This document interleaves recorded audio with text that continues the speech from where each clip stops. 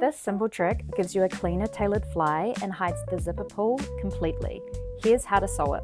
Most trouser patterns already include a 1 cm or 3/8 of an inch seam allowance, plus a notch marking the zip length. All you need to do is add 5 mm, just under 1/4 inch, along this edge, then extend it 2 cm or 3/4 of an inch past the notch to create a small step.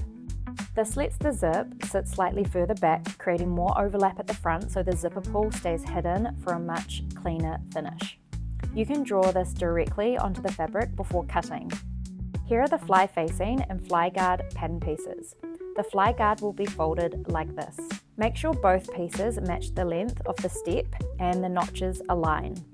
For the fly guard, add an extra 6 mm or 1/4 inch seam allowance along the base so it can be bagged out neatly. Cut and fuse the fly pieces like this.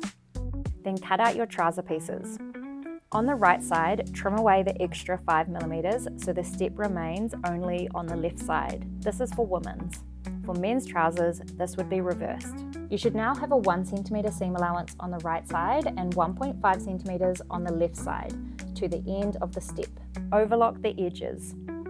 Fold the fly guard right sides together, sew the base using a 6 mm or 1/4 inch seam allowance, trim the corner, turn it right side out and press. Now place the trouser legs right sides together. The left side should include the step.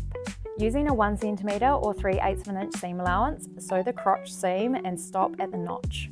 Next, place the fly facing right sides together onto the right leg and sew with a 1 cm or 3/8 of an inch seam allowance. Stop just before the crotch seam, leaving a tiny gap so the base can fold in neatly later. Press the seam allowance into the facing and press open the crotch seam. Then fold in the loose end and edge stitch to secure it. Fold the facing back and press. It should align neatly with the notch. Now take the zip and fly guard. Mark just below the 1 cm waistband seam allowance. This helps position the zipper pull so it clears the waistband properly. Place the zip right side down along the edge, aligning it with the mark. Using a zipper foot, stitch the zip in place just inside the line on the zipper tape. You'll need to stop and move the zipper pull as you sew. Lay the fly guard on top and transfer the notch marking across to the other side. Sew just past the original stitch line, stopping at the notch, leaving the base of the fly guard loose. Press everything flat, then edge stitch again down to the notch. Now align the center front and smooth the fly closed.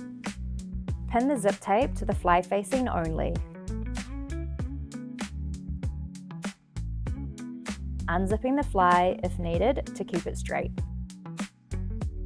Using the line on the zip tape as a guide, stitch it down. Open the fly and about 6 mm or 1/4 inch from the end, pin through all layers. Mark this point.